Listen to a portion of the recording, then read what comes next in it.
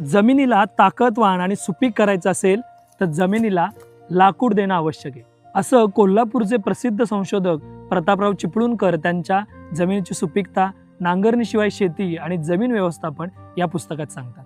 जाड लाकडांचं तुकड्यात विभाजन करतात त्या बुरशा, ह्याच तुकड्यांना बारीक भुसा करतात ते बॅक्टेरिया, आणि हाच भुसा गांडुळांना खूप आवडतो आणि म्हणून गांडूळ आपल्या शेतात येतात आणि गांडुळांमुळे आपली जमीन अजून सुपीक होते. दुसरा मुद्दा असा की कन्सेप्ट ऑफ इकॉलॉजी या पुस्तकात शास्त्रज्ञ असं लिहितात की वनस्पतीच्या वाढींसाठी आवश्यक असणारा पदार्थ म्हणजेच नायट्रोजन म्हणजेच नत्र हा 91% मृत वनस्पतींमध्ये असतो, 8.5% हा जिवंत वनस्पतीमध्ये असतो, तर 0.5% हा मिनरल सॉइल किंवा नॉन ऑर्गॅनिक मॅटरमध्ये असतो. म्हणजेच काय, तर आपली जमीन सुपीक होण्यासाठी शेतात काडी कचरा असणं अत्यंत गरजेचं आहे.